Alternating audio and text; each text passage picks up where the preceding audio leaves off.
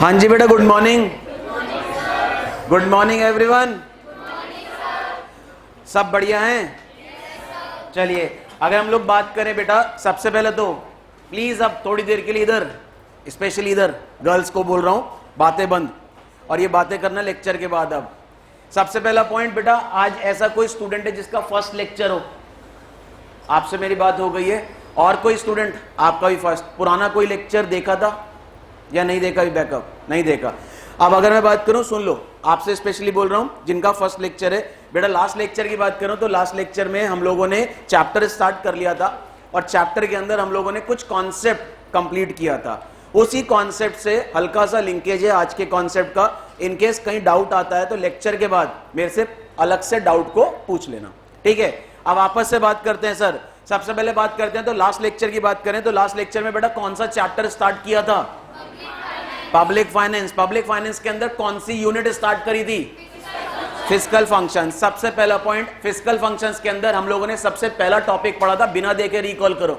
सबसे पहला पॉइंट पढ़ा था macroeconomics and goals of macro economics. सबसे पहला पॉइंट, मुझे बस इतना बताइए कितने गोल्स पढ़े थे हमने? 3। पहला goal economic growth, second one is high level of employment, third one is stable price. Simple सा मतलब है, ना तो ज्यादा, दैट इज ना तो प्राइस ज्यादा होने चाहिए ना प्राइस कम होने चाहिए। प्राइस ज्यादा होंगे तो किसको प्रॉब्लम होगी? कस्टमर। प्राइस कम होंगे तो किसको प्रॉब्लम होगी? सेलर को। सेलर को प्रॉब्लम होगी तो उसका प्रॉफिट मार्जिन कहीं ना कहीं क्या हो जाएगा? कम। प्रॉफिट मार्जिन कम हो जाएगा तो किसको जॉब से निकाल देगा? एम्प्लॉइज को। एम्प्लॉइज को जॉब से निकाल देगा तो क्या आ जाएगा? अनएम्प्लॉयमेंट आ जाएगा, जिसको एक वर्ड बोला था, रिसेशन आ जाएगा। याद है? अब अगर इसके बाद बात करें तो हम लोगों का टॉपिक अभी कंप्लीट नहीं हुआ था, चल रहा था role of government in economic system. Role of government in economic system में मैंने आपको 2 पॉइंट्स पढ़ाए थे। फोन को बंद कर दो थोड़ी देर के लिए, नहीं तो फोन का करूंगा ऑक्शन। ऑक्शन मतलब नीलामी। नीलामी से आएंगे पैसे, पैसे आने के बाद करेंगे पार्टी। अब आंख खुल गई, ठीक है? फोन को थोड़ी देर के लिए बंद कर दो। फोन कह रहा है त्राहिमाम त्राहिमाम। जो खेल रहा है अपने आप समझ जाए, ठीक है? अभी मैं एक एक को पॉइंट आउट अलग अलग करके नहीं करना चाह रहा फिलहाल के लिए। तो एक बात याद रखना, 500 स्टूडेंट है मेरे लेक्चर के अंदर, मुझे सब पता है 500 क्या कर रहे हैं। तुम लोगों को है 4 सब्जेक्ट का एक्सपीरियंस, मुझे है पिछले 40 साल से 1 सब्जेक्ट का एक्सपीरियंस। तो प्लीज कृपया करके जब मेरा लेक्चर चल रहा है, जब मैं रिवाइज करा रहा हूं, कॉन्सेप्ट समझा रहा हूं, फोन को थोड़ी देर के लिए बंद कर दो। इस टेक्नोलॉजी ने कर दिया बर्बाद, कर दिया ना? कौन खेल रहा है? बस जिसको मैं बोल रहा हूं प्लीज समझ जाओ। अब वापस, अच्छा बस role of government in economic system की बात करते हैं। तो बेटा role of government in economic system के अंदर हमने 2 पॉइंट कंप्लीट किए अभी तक।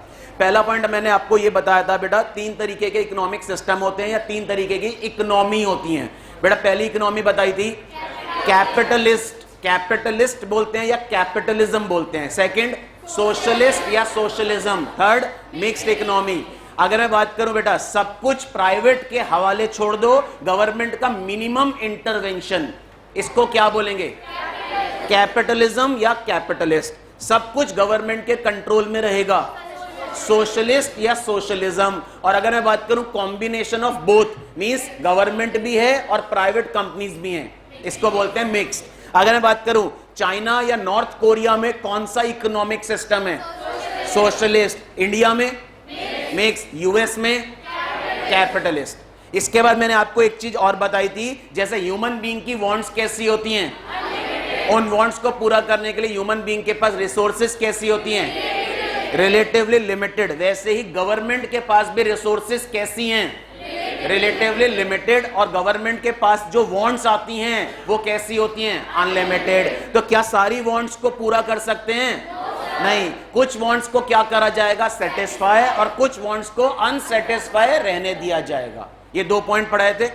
उसी के अंदर अब थर्ड पॉइंट सुन लो। अब रोल ऑफ गवर्नमेंट जो चल रहा है उसी के अंदर थर्ड पॉइंट जो आपको लिखना है, प्लीज पहले समझेंगे उसके बाद अपडेट कराऊंगा। अगर मैं बात करूं बेटा, ये रोल ऑफ गवर्नमेंट अभी कंप्लीट नहीं हुआ, इसके अंदर कुछ पॉइंट्स बहुत सारे और हैं। 2 पॉइंट पढ़े थे, अब हम लोग थर्ड पॉइंट को देखते हैं। थर्ड पॉइंट क्या कहता है, प्लीज देखो। थर्ड पॉइंट ये कहता है कि जितनी भी गवर्नमेंट है, ध्यान से सुनो, जितनी भी गवर्नमेंट है, या तो गवर्नमेंट बोल लो या ये बोल लो इकोनॉमिक सिस्टम, वर्ड पे फोकस करो मैं क्या बोल रहा हूं। जितनी भी गवर्नमेंट है या जितने भी इकोनॉमिक सिस्टम है, हर गवर्नमेंट के सामने कुछ प्रॉब्लम्स आती हैं। सर वो प्रॉब्लम्स का मतलब हर गवर्नमेंट के सामने कुछ प्रॉब्लम्स एग्जिस्ट होती हैं, जिनको इन्होंने प्रॉब्लम ना बोल के ये बोला गया है हर गवर्नमेंट के सामने 4 क्वेश्चंस अराइज होते हैं, जिनको कहीं ना कहीं क्या बोला जाता है, एक तरीके से प्रॉब्लम्स।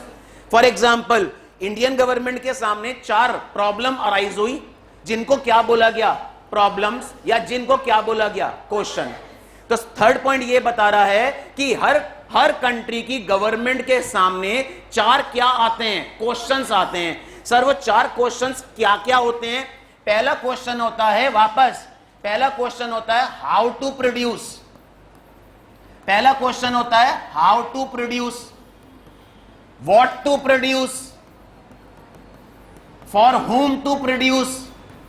वापस सुन लो, अभी एक एक करके समझा रहा हूं।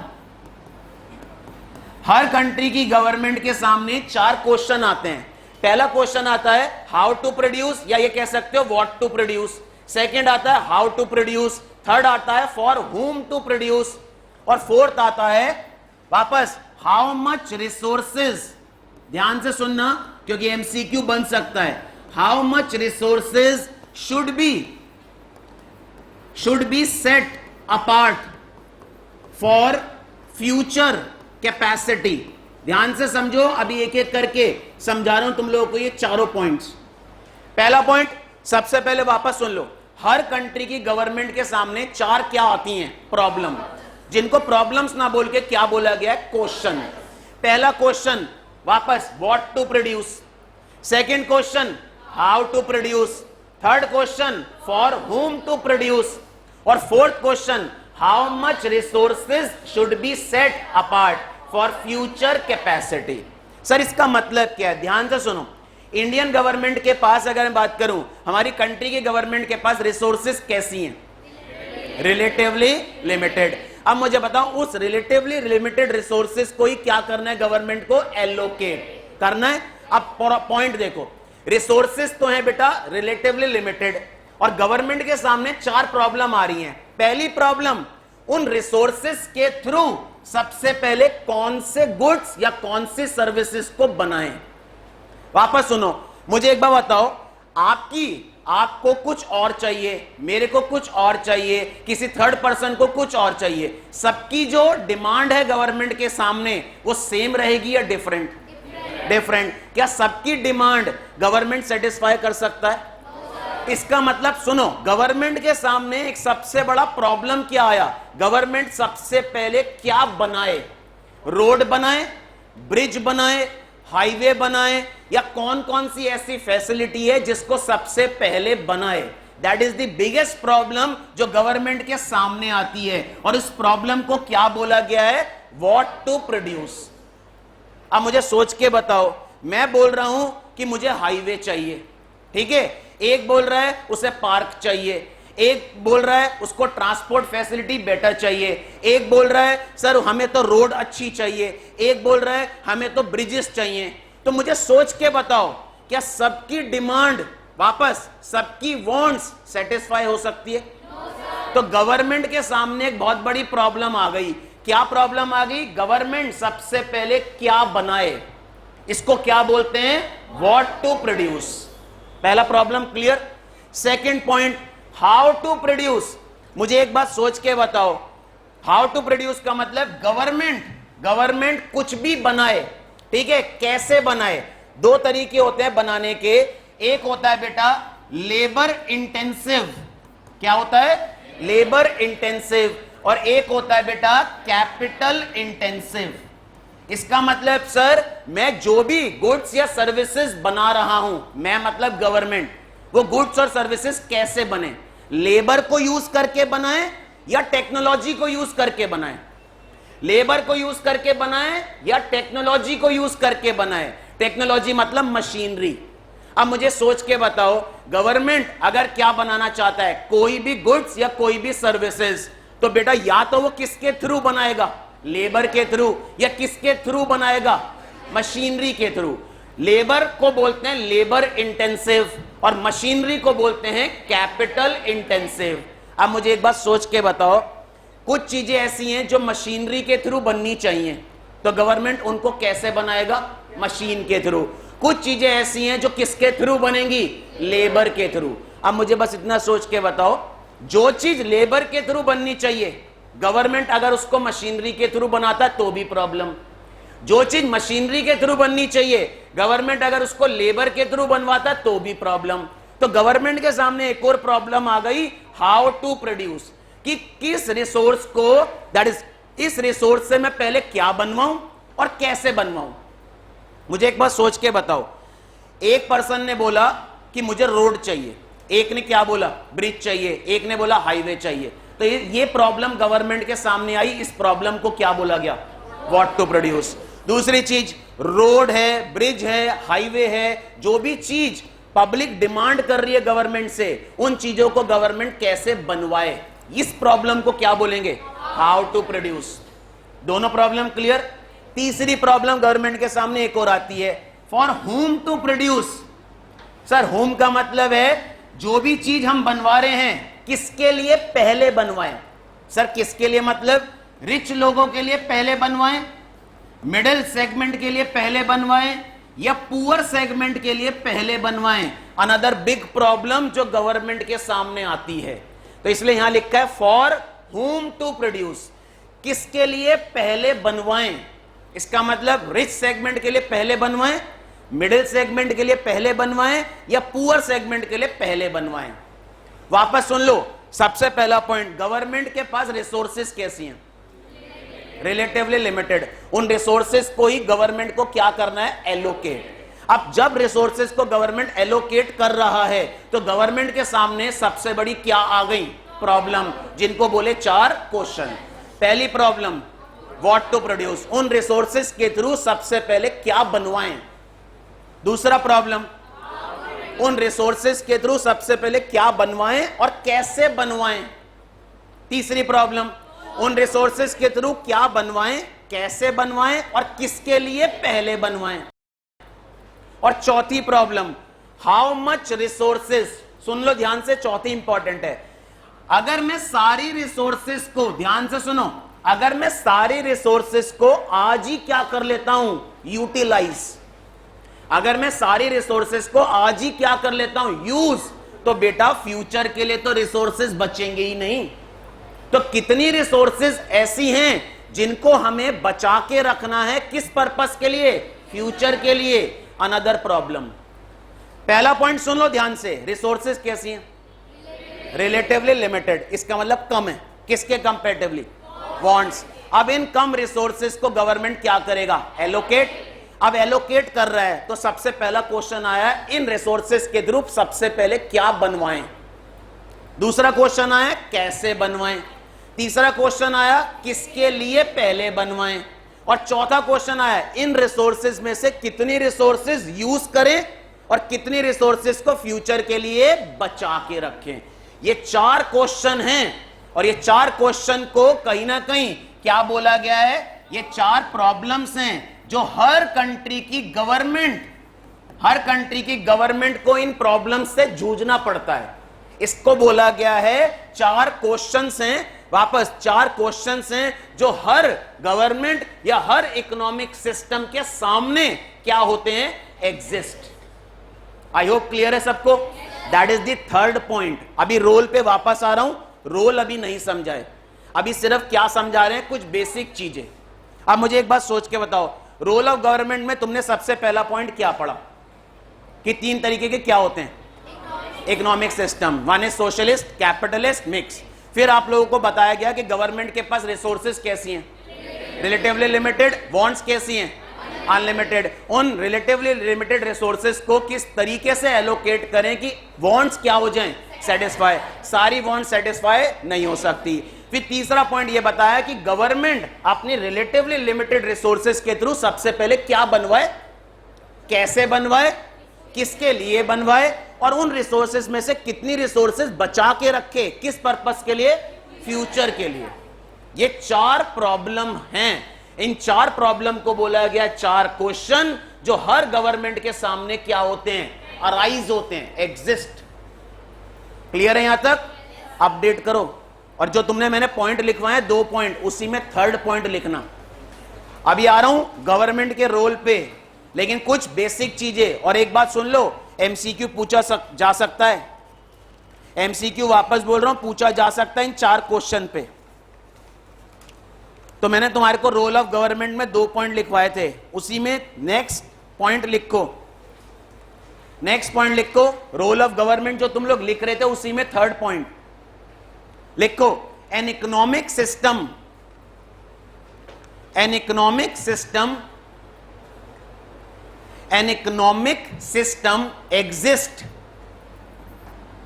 N economic system exist to answer 4 basic questions. An economic system exists to answer 4 basic questions. अब सर वो 4 basic questions को ABCD करके लिख लो। फर्स्ट लिखो, वापस फर्स्ट लिखो A, what to produce, what to produce. Second, how to produce, what to produce, how to produce.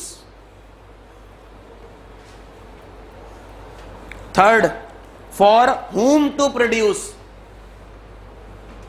what to produce, how to produce. Next, for whom to produce. और finally last क्या बताया, how much resources should be set apart, means अपने पास कितनी resources बचा के रखें, किस purpose के लिए बेटा, फ्यूचर के लिए। तो ये बोल रहा है 4th and last, how much resources should be set apart for future growth capacity, how much resources should be set apart for future growth capacity. Clear है तीनों पॉइंट? अब 1 मिनट, अब इसके बाद अब आते हैं आगे। अब इसी के अंदर रोल ऑफ गवर्नमेंट में 4th पॉइंट क्या बताया गया, 4th पॉइंट बताया गया बेटा, गवर्नमेंट के रोल में, सुन लो, रोल ऑफ गवर्नमेंट में बहुत सारे इकोनॉमिस्ट हैं, बहुत सारे इकोनॉमिस्ट हैं जिन्होंने रोल ऑफ गवर्नमेंट में अपना व्यू पॉइंट रखा। इसका मतलब सुनो, गवर्नमेंट के क्या क्या रोल होने चाहिए, गवर्नमेंट के क्या क्या रोल होने चाहिए, गवर्नमेंट के रोल पे बहुत सारे इकोनॉमिस्ट ने भी अपना क्या दिया, व्यू दिया। जिसमें सबसे पहले जो इकोनॉमिस्ट हैं उनका नाम है बेटा एडम स्मिथ। नाम सुना है? चलिए, सबसे पहले जो इकोनॉमिस्ट आए उन इकोनॉमिस्ट का नाम है बेटा एडम स्मिथ। एडम स्मिथ क्या कहते हैं, सुनो, एडम स्मिथ कहते हैं कि गवर्नमेंट का जो रोल है, सुन लो, एडम स्मिथ कहते हैं गवर्नमेंट के रोल होने चाहिए सिर्फ कितने, 3 रोल। वापस एमसीक्यू आ सकता है। पहला पॉइंट, सर गवर्नमेंट के रोल कितने होने चाहिए according to Adam Smith, 3 role. That is, Adam Smith कहते हैं गवर्नमेंट को सिर्फ 3 ही काम करने चाहिए अकॉर्डिंग टू एडम स्मिथ, जिनको बोला गया है 3 रोल। सर वो 3 रोल कौन कौन से हैं? पहला role according to Adam Smith, government को सिर्फ एक काम करना चाहिए and that is national defence. इसका मतलब देश की सुरक्षा के लिए सिर्फ गवर्नमेंट को काम करना चाहिए, इसके अलावा गवर्नमेंट और कुछ ना करे। That is the first role. Second role, government को क्या करना चाहिए, गवर्नमेंट को स्टैब्लिश करना चाहिए एज वेल एज गवर्नमेंट को मेंटेन करना चाहिए। सर किसको? पब्लिक प्रॉपर्टी को। ध्यान से सुनो, गवर्नमेंट का एक रोल क्या होना चाहिए, देश की सुरक्षा। सिंपल सा मतलब, हमारे देश की सुरक्षा के लिए गवर्नमेंट का रोल होना चाहिए, ठीक है। सेकंड रोल, गवर्नमेंट का एक रोल होना चाहिए, इस्टेब्लिश करे एज वेल एज मेंटेन करे। सर किसको? Public property. Sir public property क्या होता है? वो चीज जिसको सारे लोग यूज करते हैं उसको बोलते हैं पब्लिक प्रॉपर्टी। जैसे रोड्स, जैसे ब्रिजेस, जैसे हाईवेज। मुझे एक बार बताओ, ये रोड, ये ब्रिज, ये हाईवे, इसको हम लोग क्या बोल सकते हैं? Public property. क्या ये मैं कह सकता हूं ये जो रोड है जिस पर मैं चल रहा हूं, ये मेरी रोड है, इस पे आप लोग नहीं चल सकते? कह सकता हूं? नहीं। इसका मतलब रोड, ब्रिजेस, हाईवेज, रिवर्स, ये क्या है बेटा? ये है पब्लिक प्रॉपर्टी। तो बेटा रोड को बनवाए कौन? बनवाए गवर्नमेंट। बनवाने के साथ साथ उन रोड्स को मेंटेन भी कौन करे? गवर्नमेंट।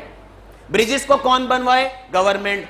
मुझे एक बात सोच के बताओ, ऐसी प्रॉपर्टी जो सबके लिए है, उन प्रॉपर्टी को बनवाए गवर्नमेंट और उसको क्या करे? Maintain. Third and last role क्या बताया? According to Adam Smith, government का लास्ट रोल है, गवर्नमेंट को क्या करना चाहिए? Law and justice. सर इसका मतलब कानून बनाए गवर्नमेंट, कानून एज वेल एज न्याय। न्याय का मतलब सीधा सा है, कोई भी क्राइम करता है तो उसके अगेंस्ट क्या लगाए? पेनल्टी, उसको जेल में डाले। अब वापस सुनो, गवर्नमेंट के कितने रोल बताए एडम स्मिथ ने? 3। पहला रोल, गवर्नमेंट को सिर्फ क्या करना चाहिए? National defence. इसके अलावा गवर्नमेंट कुछ ना करे, पहला रोल। दूसरा रोल इस्टेब्लिश करे, मेंटेन करे पब्लिक प्रॉपर्टी को। और तीसरा रोल लॉ एंड जस्टिस, कानून बनाए गवर्नमेंट। इसके अलावा गवर्नमेंट कुछ ना करे। अब एक मिनट सुन लो, अब आ रहा हूं क्रक्स पे। मुझे बस इतना सोच के बताओ, एडम स्मिथ ने जो बोला, एडम स्मिथ ने तो यही बोला ना, गवर्नमेंट सिर्फ कितने काम करे बेटा? 3 काम। अब मुझे एक बात बताओ, बाकी सारा काम किसके हवाले छोड़ दे? प्राइवेट कंपनीज को दे देना। इसका मतलब सोच के देखो, इसका मतलब सीधा सा है, सारा काम कौन करे? प्राइवेट। गवर्नमेंट सिर्फ कितने काम करे? 3 काम। और वो 3 काम क्या थे? डिफेंस, पब्लिक प्रॉपर्टी और लॉ एंड जस्टिस। अब मुझे सोच के बताना, ध्यान से सुन लो, इंपॉर्टेंट चीज समझा रहा हूं। सारी चीजें किसके हवाले कर दे? प्राइवेट। इसका मतलब कैसा इकोनॉमिक सिस्टम लेके आए? बिल्कुल सही, कैसा इकोनॉमिक सिस्टम कर दो?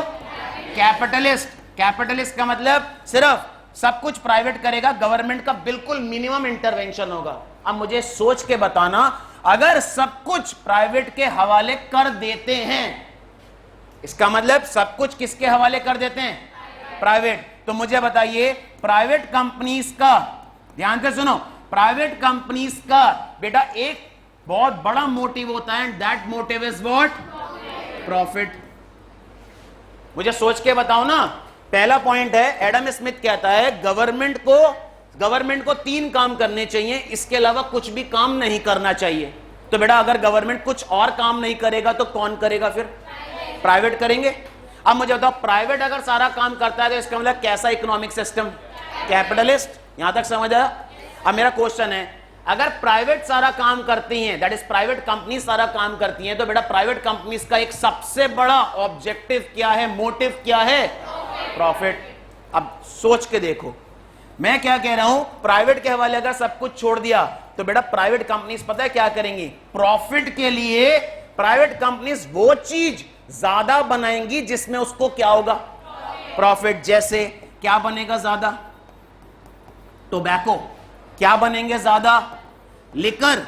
सीरियसली बोल रहा हूं, मुझे एक बात सोच के बताओ, प्राइवेट कंपनीज क्या रोड, ब्रिजेस, इन पे काम करेंगी? प्राइवेट कंपनीज काम करेंगी उन चीजों पे जिनमें प्राइवेट कंपनीज को ज्यादा क्या हो? प्रॉफिट। जैसे प्राइवेट कंपनीज बनाएंगी ज्यादा टोबैको, प्राइवेट कंपनीज ज्यादा क्या बनाएंगी? लिकर। अब मुझे सोच के बताना, क्या एडम स्मिथ के अकॉर्डिंग जो एडम स्मिथ ने बोला, क्या यह सही था? क्या यह सही था? कायदे में यह काम तो गवर्नमेंट को करने चाहिए, इसके अलावा गवर्नमेंट को और बहुत सारी चीजें भी क्या करनी चाहिए? परफॉर्म करनी चाहिए। मुझे एक बात सोच के बताओ, मैं तुम्हारे को बोल रहा हूं, गवर्नमेंट अगर ये 3 काम करते हैं, इसके अलावा कुछ और काम नहीं करता, तो सारा काम कौन करेगा? प्राइवेट करेगा। अब मुझे बताओ, प्राइवेट कंपनीज का सबसे बड़ा मोटिव क्या है? प्रॉफिट। तो जब प्रॉफिट मोटिव है तो प्राइवेट कंपनीज ज्यादा क्या बनाएंगी? ऐसी चीजें ज्यादा बनाएगी प्राइवेट कंपनीज जिसमें प्राइवेट कंपनीज को ज्यादा क्या हो? प्रॉफिट। जिसमें एग्जांपल टोबैको, जिसमें एग्जांपल लिकर, यही तो होगा। तो मुझे बताओ, क्या एडम स्मिथ ने ये जो पॉइंट्स बोले ये सही थे? हाँ या ना? नहीं। तो बेटा क्या हुआ, ये पॉइंट्स एडम स्मिथ के थोड़े से सही नहीं थे, तो बेटा एक और इकोनॉमिस्ट आए जिनका नाम था रिचर्ड मसग्रेव। सुन लो ध्यान से, एक और इकोनॉमिस्ट आए जिनका नाम था रिचर्ड मसग्रेव। रिचर्ड मसग्रेव ने 1959 में एक बुक लिखी। बुक का नाम था थ्योरी ऑफ पब्लिक फाइनेंस। ध्यान से सुन लो, इंपॉर्टेंट चीज समझा रहा हूं क्योंकि अब लिंक होगा तुम्हारा पॉइंट। तो रिचर्ड मसग्रेव ने 1959 के अंदर एक बुक लिखी, थ्योरी ऑफ पब्लिक फाइनेंस। उस बुक के थ्रू रिचर्ड मसग्रेव ने बोला गवर्नमेंट के इन काम के साथ साथ, जो एडम स्मिथ ने बोले थे, गवर्नमेंट को इन काम के साथ साथ 3 काम और करने चाहिए। सर वो 3 काम कह लो या 3 फंक्शंस कह लो। सर वो 3 फंक्शंस कौन कौन से हैं? पहला फंक्शन है एलोकेशन, दूसरा फंक्शन है रीडिस्ट्रीब्यूशन और तीसरा फंक्शन है स्टेबलाइजेशन। अब मुझे बस इतना सोच के बताओ, मैंने तुम्हें को क्या बताया? मैं तुम्हें बताया एडम स्मिथ कहते हैं गवर्नमेंट को कितने काम करने चाहिए? 3। उसके अलावा गवर्नमेंट कुछ भी ना करे। अगर गवर्नमेंट कुछ भी नहीं करता तो कौन करेगा? प्राइवेट करेगा। तो प्राइवेट बेटा अगर सारे काम करेगा तो बेटा प्राइवेट कंपनीज वो ज्यादा काम करेंगी जिनमें उनको क्या है? प्रॉफिट। तो बेटा एडम स्मिथ का ये वाला पॉइंट सही था या थोड़ा सा इसमें प्रॉब्लम थी? प्रॉब्लम थी। तो बेटा इस प्रॉब्लम को कहीं ना कहीं किसने आइडेंटिफाई किया? रिचर्ड मसग्रेव। रिचर्ड मसग्रेव ने एक बुक लिखी थी 1959 में, थ्योरी ऑफ पब्लिक फाइनेंस। इस बुक के थ्रू रिचर्ड मसग्रेव ने बताया कि गवर्नमेंट को इन तीनों काम को करने के साथ साथ एलोकेशन वाला काम भी करना चाहिए, रीडिस्ट्रीब्यूशन वाला काम भी करना चाहिए, स्टेबलाइजेशन वाला काम भी करना चाहिए। सर ये तीनों काम क्या हैं? अभी समझा रहा हूं। अब मुझे सोच के बताओ, चार्ट देखो जरा, चार्ट जल्दी से। पहला टॉपिक क्या था? Macroeconomics and goals of macroeconomics. दूसरा टॉपिक क्या था? Role of government. अब मुझे बताओ तीसरा टॉपिक क्या है? Allocation, redistribution, stabilisation. इसका मतलब ये क्या है? गवर्नमेंट के 3 role.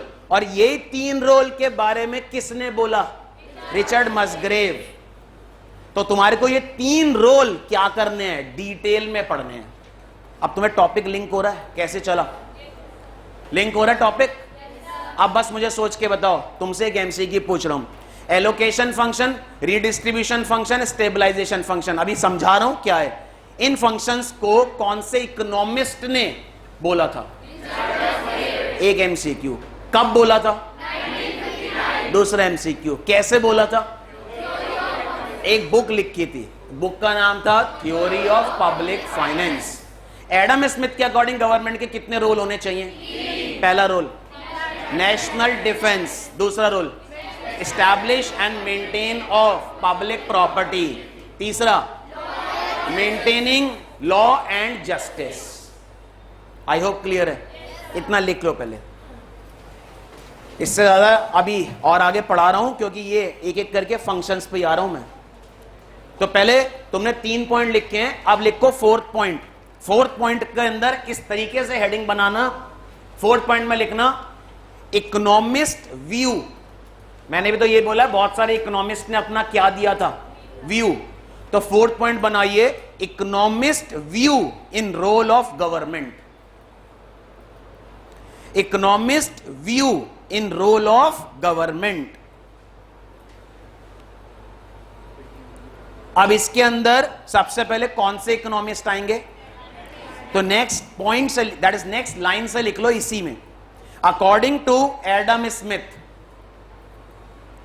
According to Adam Smith, comma, according to Adam Smith, comma, Adam Smith believe that, according to Adam Smith, comma, Adam Smith believed that market should be free market, ध्यान से सुनो, market should be free market. बेटा free market का मतलब है सब कुछ किसको दे दो, प्राइवेट को, इसको बोलते हैं फ्री मार्केट। तो याद रखना फ्री मार्केट का मतलब कैसी इकोनॉमी, कैपिटलिस्ट। इसका मतलब सब कुछ किसके हवाले कर दो, प्राइवेट के हवाले। गवर्नमेंट कितने काम करे, 3। तो यही बोल रहा है according to Adam Smith comma, Adam Smith believe that market should be free market with minimum government activity. Adam Smith believed that market should be free market with minimum government activity. That is according to Adam Smith, that is के बाद, that is according to Adam Smith, role of government, that is according to Adam Smith, role of government should be in 3 areas. That is according to Adam Smith, role of government should be in 3 areas. Sir वो 3 area करके ABC करके लिखो। ABC में first लिखो national defence, second लिखो establishment, जैसे मैं लिखवा रहा हूं वैसे लिखना, establishment and maintenance, establishment and maintenance of public institutions, public property की जगह वर्ड लिख दीजिएगा बेटा इंस्टीट्यूशंस।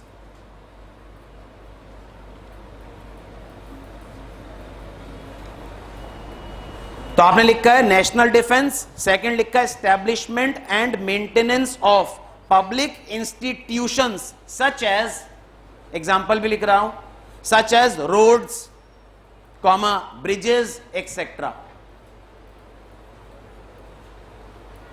और थर्ड क्या बताया, क्या बनाओ कानून, और क्या दिलवाओ जस्टिस। कोई गलती करे तो उसके अगेंस्ट क्या लगाओ, पेनल्टी। तो थर्ड लिखो establishment of law and justice, establishment of law and justice. पहले अंडरलाइन करो यहां पे एडम स्मिथ को, अंडरलाइन करो एडम स्मिथ, अंडरलाइन करो फ्री मार्केट, अंडरलाइन करो 3 एरियाज,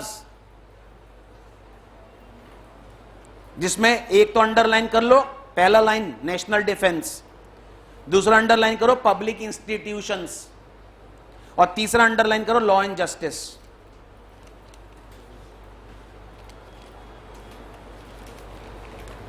वापस बोल रहा हूं इंपॉर्टेंट है, एग्जाम में एमसीक्यू आ सकता है।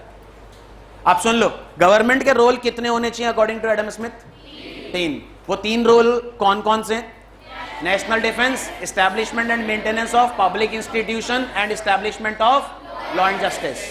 क्या ये सही था? इसमें कुछ वीकनेस थी, तो इन वीकनेस को या वीकनेस के बारे में किसने बताया, रिचर्ड मसग्रेव। कैसे बताया, बुक के थ्रू, बुक का नाम थ्योरी ऑफ पब्लिक फाइनेंस। कब बनाया, तो नेक्स्ट यही लिखना है, नेक्स्ट लिखो, इसी के बाद नेक्स्ट पॉइंट बना लो या नेक्स्ट पैराग्राफ कर लो। अकॉर्डिंग टू रिचर्ड मसग्रेव, अब नेक्स्ट इकोनॉमिस्ट की बात कर रहे हैं ना, रिचर्ड मसग्रेव, तो नेक्स्ट लिखो according to Richard Musgrave, according to Richard Musgrave in his book, according to Richard Musgrave in his book, bracket में लिखो बुक का नाम the theory of public finance, according to Richard Musgrave in his book, bracket में लिखो book का नाम the theory of public finance in 1959, bracket बंद। According to Richard Musgrave, bracket में लिखा है in his book the theory of public finance in 1959, bracket बंद। Introduces मतलब रिचर्ड मसग्रेव ने बोला गवर्नमेंट के और भी बहुत सारे क्या होने चाहिए, रूल्स। तो ये बोल रहा है इंट्रोड्यूसेस, अब इन्होंने ना रोल्स की जगह वर्ड क्या यूज करा है, इंट्रोड्यूसेस 3 ब्रांच, लिखो समझ आ जाएगा, 3 ब्रांच टेक्सोनोमी। रोल की जगह वर्ड क्या लिख दिया, 3 branch taxonomy. In simple words Richard Musgrave कहते हैं गवर्नमेंट के बहुत सारे रोल्स जो एडम स्मिथ ने बताए, उन रोल्स के साथ साथ 3 रोल और होने चाहिए, जिनको क्या बोला गया, 3 ब्रांच टेक्सोनॉमी। तो लिखो introduces 3 branch taxonomy role of government, 3 branch taxonomy role of government, that is ABC करके लिखो, that is A allocation, B redistribution, C stabilisation. A allocation, B redistribution, C stabilisation. अब एक मिनट अंडरलाइन करो यहां पे Richard मसग्रेव, underline कर लो 1959 और book का नाम, और रोल तो तुम लोगों को याद रखने पड़ेंगे बिकॉज यही पूरा का पूरा आगे का टॉपिक आएगा। अब तुम लोग एक चीज नोटिस कर रहे हो, तुम लोगों को जो मैंने चार्ट बनवाया है उसका सीक्वेंस अब तुम लोगों को समझ आ रहा होगा। तो इसलिए मैंने तुम लोगों को क्या बोला था, जब भी मैं कोई यूनिट स्टार्ट करूंगा तो यूनिट के अंदर सबसे पहले शुरुआत ही कैसे करेंगे, चार्ट से। तो अब तुम लोगों को एक चीज समझ आ रही होगी कि हम किस तरीके से लास्ट वाले टॉपिक पे पहुंचे। ठीक है, अब सुनो, रिचर्ड मसग्रेव ने 3 रोल के बारे में बात करी है, अभी डिटेल में पढ़ेंगे, पहले एक एक लाइन समझो जो तुम्हें लिखनी है। पहला रोल बोला गया एलोकेशन। सर एलोकेशन का मतलब क्या होता है, in simple meaning, that is simple meaning होता है एलोकेशन का एक लाइन में, एफिशिएंट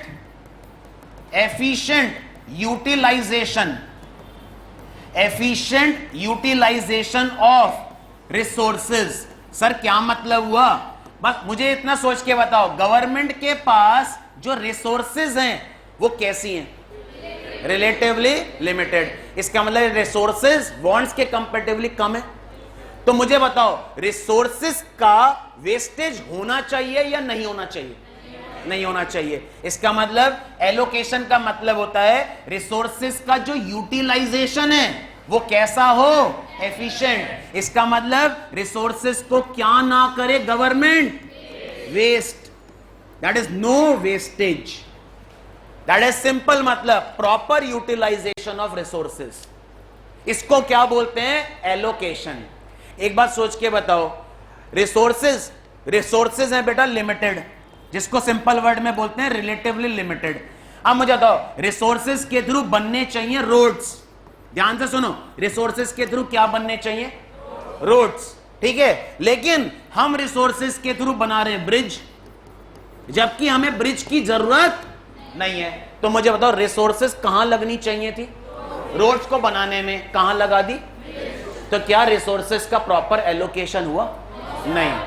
तो बेटा गवर्नमेंट का रोल होना चाहिए कि रिसोर्सेज जहां पे लगनी चाहिए वहां पे लगाओ, रिसोर्सेज को क्या मत करो, वेस्ट मत करो।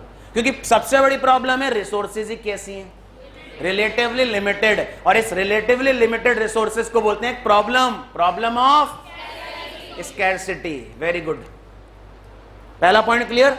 एलोकेशन का मतलब होता है efficient utilisation of resources, means resources को क्या मत करो, वेस्ट। सेकंड रोल क्या बताया, ध्यान से सुनना, सेकंड रोल बताया गया रीडिस्ट्रीब्यूशन। सर रीडिस्ट्रीब्यूशन का मतलब होता है, ध्यान से सुन लो, रीडिस्ट्रीब्यूशन का मतलब होता है जो इनकम है, इनकम का होना चाहिए फेयर एंड ट्रांसपेरेंट। ध्यान से सुन लो, इनकम का रीडिस्ट्रीब्यूशन होना चाहिए फेयर एंड ट्रांसपेरेंट। सर इसका मतलब ऐसा ना हो कि जो अमीर है वो अमीर बनता रहे और जो पुअर है वो पुअर होता रहे। एक बात सोच के बताओ, अमीर अमीर होता जा रहा है और गरीब गरीब होता जा रहा है, तो दोनों के बीच में जो इनकम है उसमें डिफरेंस आ जाएगा ना, आ जाएगा, ऐसा ना हो। अब मुझे बताओ, अमीर अमीर ना होता रहे, गरीब गरीब ना होता रहे, अमीर और गरीब के बीच में जो डिफरेंस है ना वो क्या हो जाए, कम हो जाए। इसको क्या बोलते हैं, रीडिस्ट्रीब्यूशन। सर गवर्नमेंट कैसे करता है इस चीज को, रिच लोगों से क्या वसूलते हैं? टैक्स। और टैक्स को किसको देते हैं? पुअर को, इन दी फॉर्म ऑफ सब्सिडीज।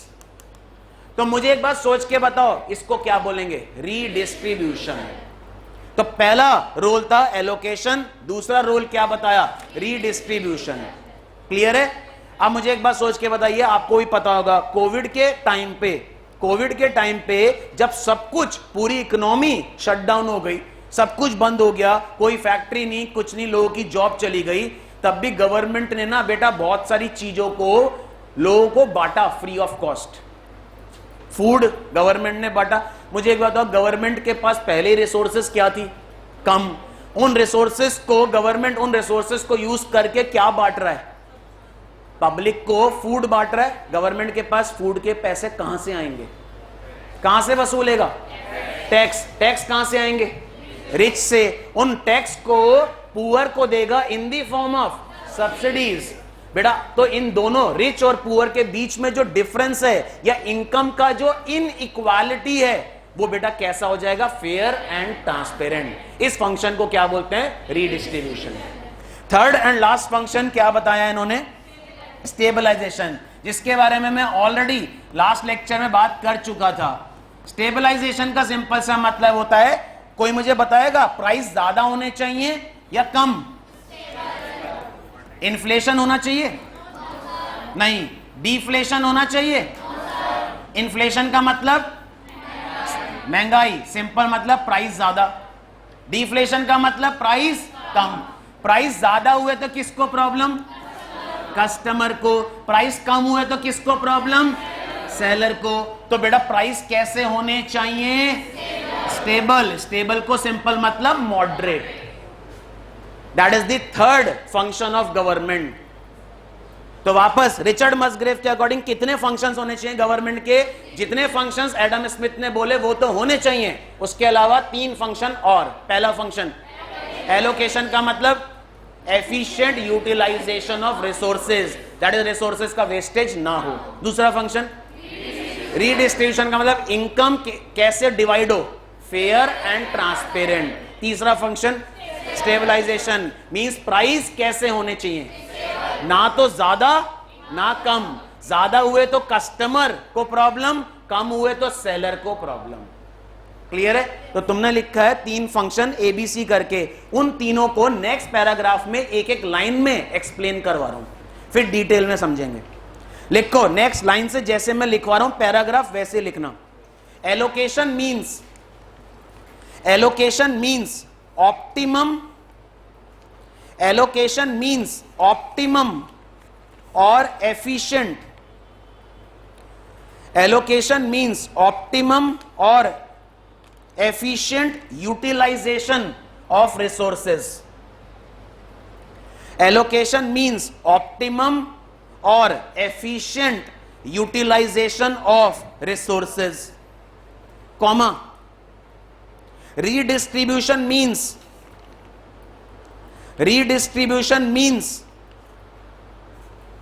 ध्यान से लिखना, redistribution means fair and transparent income, fair and transparent income। and third function क्या है बेटा? and stabilization means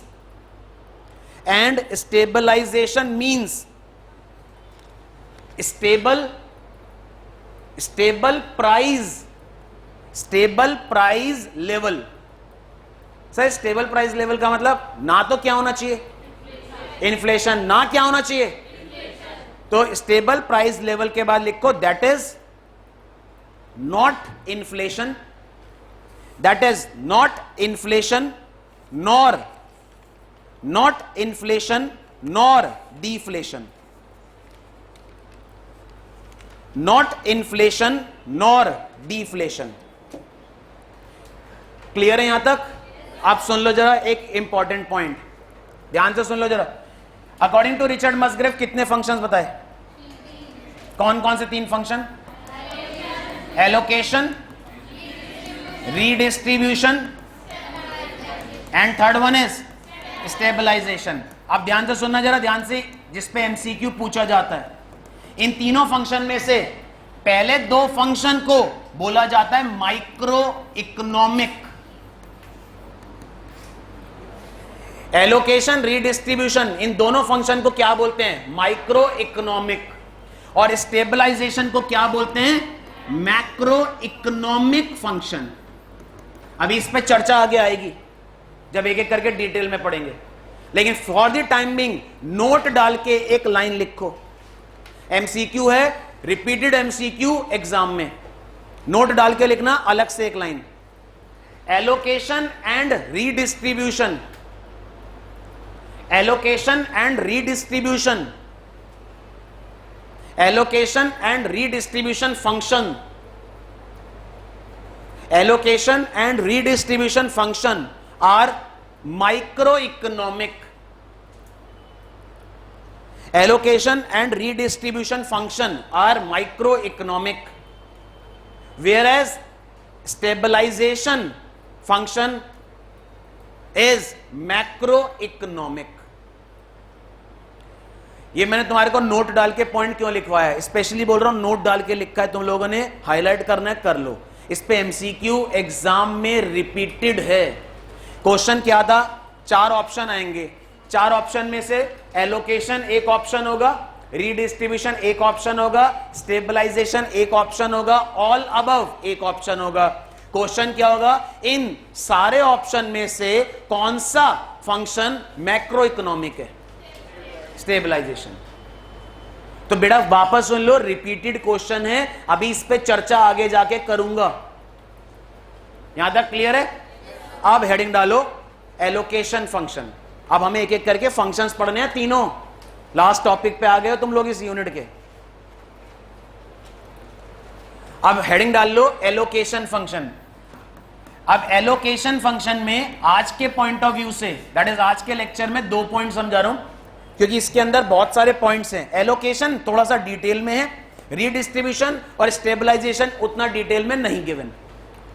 सबसे पहला पॉइंट, एलोकेशन फंक्शन की बात करते हैं। पहले समझो इस चीज को। मैं इसको तुम्हारे को एक तरीके से समझा रहा हूं, मुझे बस इतना सोच के बताओ। एडम स्मिथ, प्लीज समझना, क्योंकि यहां पे मैं तुम लोगों को एक पॉइंट समझाने वाला हूं। एडम स्मिथ के अकॉर्डिंग गवर्नमेंट को, प्लीज सुनो, एडम स्मिथ के अकॉर्डिंग क्या गवर्नमेंट को एलोकेशन फंक्शन परफॉर्म करना चाहिए? हां या ना? पक्का? चलिए, अब एडम स्मिथ के अकॉर्डिंग बात कर रहे हैं, फिर आऊंगा एलोकेशन पे, समझ आ जाएगा। एडम स्मिथ कहते हैं गवर्नमेंट को एलोकेशन फंक्शन परफॉर्म नहीं करना चाहिए। इसका मतलब गवर्नमेंट को एलोकेशन फंक्शन परफॉर्म नहीं करना चाहिए। सारा काम किसको करना चाहिए?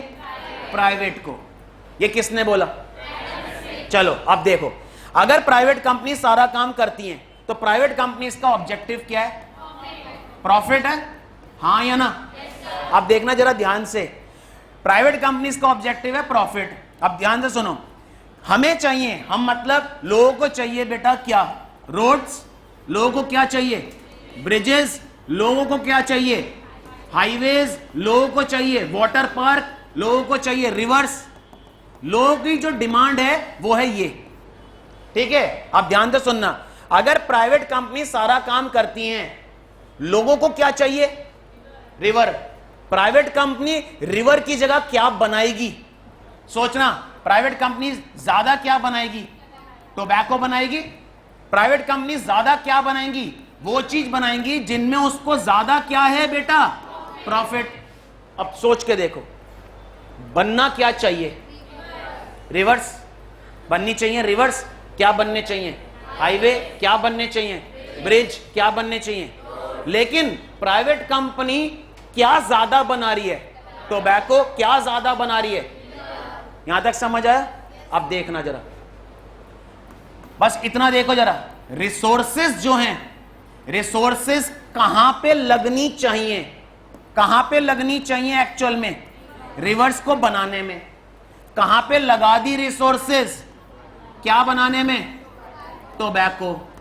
इधर देखो जरा, ये तब जब सारा काम कौन करेगा? प्राइवेट।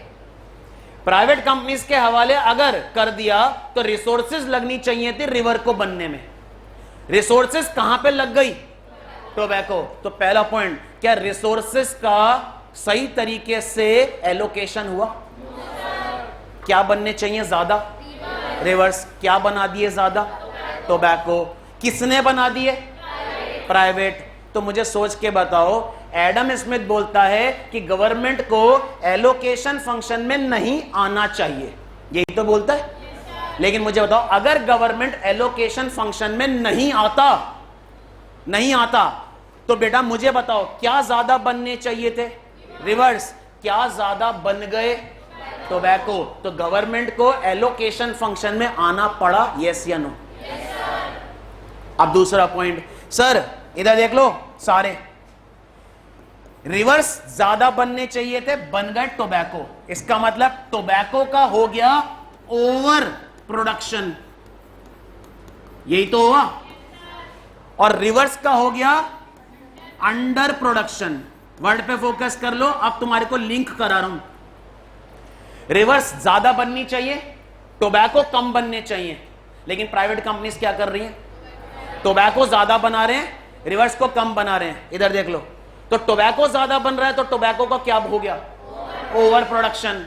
और रिवर्स का क्या हो गया? Under production. इस सिचुएशन को बोलते हैं मार्केट फेलियर। इस सिचुएशन को बोलते हैं मार्केट फेलियर। सर जो चीज ज्यादा बननी चाहिए वो तो बन रही है कम, जो चीज कम बननी चाहिए वो तो बन रही है ज्यादा। किसकी वजह से? प्राइवेट। तो बेटा मुझे बताओ, अगर अब मैं रिवर्स बोल रहा हूं, अगर हम लोग चलते हैं एडम स्मिथ के अकॉर्डिंग, ठीक है, तो एडम स्मिथ बोलता है गवर्नमेंट को क्या नहीं करना चाहिए? एलोकेशन। अगर गवर्नमेंट एलोकेशन फंक्शन ना करता तो बेटा जो चीज कम बननी चाहिए वो ज्यादा बनती, जो चीज ज्यादा बननी चाहिए थी वो कम बनती, तो मार्केट क्या हो जाता? मार्केट हो जाता फेल। मार्केट फेलियर को सारे सोचते हैं इकोनॉमी डाउन। बेटा इकोनॉमी डाउन नहीं, जो चीज क्या होनी चाहिए ज्यादा वो हो जाती कम, जो चीज होनी चाहिए कम वो हो जाती ज्यादा। इसको क्या बोलते हैं? Market failure. तो बेटा मार्केट फेलियर को कम करने के लिए गवर्नमेंट को कौन सा फंक्शन परफॉर्म करना पड़ा? एलोकेशन। इसी वजह से गवर्नमेंट को आना पड़ा एलोकेशन फंक्शन में। यह बताया रिचर्ड मसग्रेव ने। एडम स्मिथ के अकॉर्डिंग तो भाई मार्केट क्या हो जाती? फेल। और मार्केट फेल हो गई थी। मुझे बताओ, एक चीज परफॉर्म हुई होगी ना तभी तो लोगों को समझ आया। जब हम लोग फेल हो जाते हैं तभी हमें रियलाइज होता है कि हमें पढ़ना चाहिए। सेम केस है, मुझे बताओ मार्केट क्या हो चुकी होगी? फेल।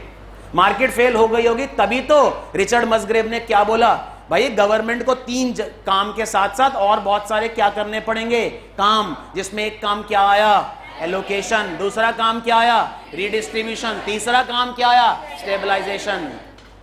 समझ आ गया? अब मुझे इतना सोच के बताओ, what is the meaning of market failure? एक लाइन में, ये एक सिचुएशन है। सिचुएशन होती है मार्केट फेलियर जिसमें जो चीज ज्यादा बननी चाहिए वो कम बनती है, जो चीज कम बननी चाहिए वो ज्यादा बनती है। मतलब जो चीज ज्यादा बननी चाहिए उसका तो होता है अंडर प्रोडक्शन, जो चीज कम बननी चाहिए उसका होता है ओवर प्रोडक्शन। इस सिचुएशन को बोलते हैं मार्केट फेलियर। मार्केट फेलियर को कम करने के लिए किसको आना पड़ेगा? गवर्नमेंट को। और इस फंक्शन को क्या बोला गया? एलोकेशन। आई होप क्लियर है सबको? पक्का? यही पॉइंट लिखवा रहा हूं, तुम लोगों को ध्यान से लिख लेना क्योंकि ये आएगा एमसीक्यू। अब मुझे सोच के बताओ, कभी भी तुम प्राइवेट कंपनीज का अगर बात करते हैं, प्राइवेट कंपनीज को बोलो भाई हमें चाहिए क्या खेलने के लिए एक गार्डन, प्राइवेट कंपनी बनाएगा गार्डन? क्या चीज ज्यादा बनाएगा? जिसमें उसे प्रॉफिट हो। मुझे बताओ, हमारे को ज्यादा क्या चाहिए? गार्डन। बन क्या रहे हैं ज्यादा? बहुत सारी अदर चीजें जिसमें लिकर, टोबैको, एक के साथ एक फ्री। हुआ नहीं था? तुम लोगों ने नोटिस नहीं किया? न्यूज नहीं सुनते? दिल्ली में एक बोतल के साथ एक बोतल फ्री। सीरियसली बोल रहा हूं। और तुम्हें पता होना चाहिए गवर्नमेंट को बहुत ज्यादा, एक मिनट, गवर्नमेंट को बोल रहा हूं, प्राइवेट कंपनीज को बहुत ज्यादा क्या है? प्रॉफिट। इस इस चीज को गवर्नमेंट कैसे कंट्रोल करता है? सबसे ज्यादा टैक्स गवर्नमेंट ने लगा रखा है ऐसी चीजों पे जिससे इन चीजों का प्रोडक्शन क्या हो जाए, कम हो जाए। मुझे बताओ गवर्नमेंट कैसे कंट्रोल कर रहा है इस चीज को? टैक्स इंपोज कर रहा है। अब मुझे एक बात सोच के बताओ, न्यूज़पेपर पढ़ते होगे, उसमें कहीं ना कहीं तुम लोगों ने ये चीज देखी होगी ना, लिकर पे टैक्स ज्यादा है, टोबैको पे टैक्स ज्यादा है। क्यों है भाई? क्योंकि ये चीजें ज्यादा बननी चाहिए, कम कम। अब गवर्नमेंट कैसे रोक लगा रहा है? टैक्स लगा के। अब मुझे बताओ गवर्नमेंट रोक नहीं लगाएगा तो बेटा जरूरत से ज्यादा बन जाएंगी, और जरूरत से ज्यादा बन जाएंगी तो जो चीज हमें ज्यादा चाहिए वो कम हो जाएंगी, जो कम चाहिए वो ज्यादा बन जाएगी, मार्केट क्या हो जाएगा? फेल। आई होप क्लियर है सबको। तो हेडिंग डालिए तुम लोगों ने एलोकेशन फंक्शन। इसमें एक अलग से हेडिंग डाल के अलग से लिखवा रहा हूं, मार्केट फेलियर का मतलब। तुम्हारी नेक्स्ट यूनिट जो है वो कहीं ना कहीं मार्केट फेलियर ही है। अभी तुम क्या पढ़ रहे हो? मार्केट फेलियर से बचने के लिए गवर्नमेंट को आना पड़ा। कौन से फंक्शन परफॉर्म करने पड़े? एलोकेशन। अब मार्केट फेलियर को और ज्यादा डिटेल में समझाया जाएगा अगली यूनिट में, लेकिन for the time being heading डाल लो, इसी के अंदर अलग से नोट डाल के मार्केट फेलियर का मतलब क्या होता है। मार्केट फेलियर अलग से लिख लो। Market failure is a situation. Market failure is a situation. Market failure is a situation in which goods or services. Market failure is a situation in which goods or services are overproduced,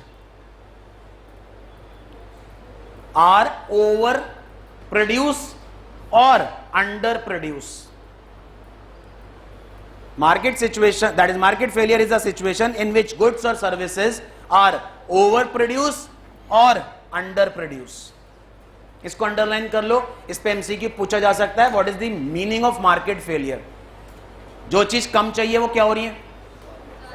जो चीज ज्यादा चाहिए वो क्या हो रही है? कम। इस सिचुएशन को क्या बोलते हैं? Market failure. क्लियर है? अब सबसे पहले एलोकेशन फंक्शन तुमने हेडिंग डाली है। एलोकेशन फंक्शन में पहला पॉइंट लिख लो, एलोकेशन फंक्शन की डेफिनेशन। एलोकेशन फंक्शन की डेफिनेशन क्या आएगी बेटा? रिसोर्सेज का कैसा यूटिलाइजेशन? एफिशिएंट यूटिलाइजेशन, जिसमें वेस्टेज क्या हो? कम। लिखो, पहला पॉइंट लिख लो। एलोकेशन, कई बार एलोकेशन बोलते हैं, कई बार रिसोर्स एलोकेशन, तो लिखवा रहा हूं एलोकेशन और रिसोर्स एलोकेशन। एलोकेशन और रिसोर्स एलोकेशन रेफर्स, एलोकेशन और resource allocation refers to the way,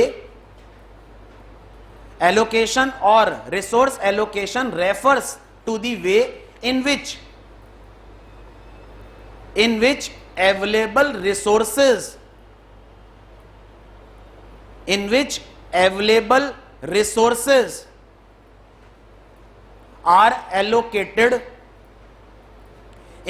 available resources are allocated, among various users. अब इस लाइन को ही डिटेल में आगे लिखवा रहा हूं, in which available resources are allocated among various users, that is no wastage, that is no wastage should be there, no wastage should be there। Bracket में लिख लो एफिशिएंट, ब्रैकेट में एफिशिएंट और ऑप्टिमम यूटिलाइजेशन, एफिशिएंट और optimum utilisation. Clear है यहां तक? आज के लेक्चर को यहीं रोक रहा हूं, इससे आगे का पढ़ेंगे नेक्स्ट सेशन में। Till then good bye. किसी को कुछ पूछना है पूछ लो, कोई डाउट है, कोई क्वेरी है तो पूछ लो। लेकिन अब सुन लो, एलोकेशन फंक्शन के अंदर अभी कंप्लीट नहीं हुआ। अभी एलोकेशन फंक्शन में मैंने सिर्फ आपको एक मीनिंग बताया है और एक चीज बताई है, एलोकेशन फंक्शन में किसको आना पड़ेगा। गवर्नमेंट एलोकेशन फंक्शन में ना आए तो क्या प्रॉब्लम होगी? मार्केट फेल हो जाएगी। मार्केट फेल का मतलब क्या होता है? जो चीज ज्यादा बननी चाहिए वो कम, जो चीज कम बननी चाहिए वो ज्यादा। या तो क्या होगा? ओवर या क्या होगा, अंडर। ऐसा ना हो इसलिए किसको आना पड़ेगा, गवर्नमेंट को। अगर गवर्नमेंट नहीं आता तो मार्केट फेल हो जाएगी। तो एडम स्मिथ के अकॉर्डिंग एलोकेशन फंक्शन में गवर्नमेंट को आना चाहिए था, नहीं, किसके अकॉर्डिंग आना चाहिए? इसका मतलब एडम स्मिथ के अकॉर्डिंग गवर्नमेंट को एलोकेशन, रीडिस्ट्रीब्यूशन, स्टेबलाइजेशन फंक्शन नहीं परफॉर्म करने चाहिए, ठीक है। लेकिन कहीं ना कहीं उनकी वजह से बहुत ज्यादा प्रॉब्लम हो रही थी, इसी वजह से गवर्नमेंट को आना चाहिए इन फंक्शंस में भी, along with Adam Smith functions. Adam Smith के अकॉर्डिंग कितने फंक्शन थे? National defence, establishment and maintenance of public institutions, property की जगह वर्ड आ गया institutions. Next, establishment of law and justice. चलिए मिलते हैं नेक्स्ट लेक्चर में, टिल देन गुड बाय।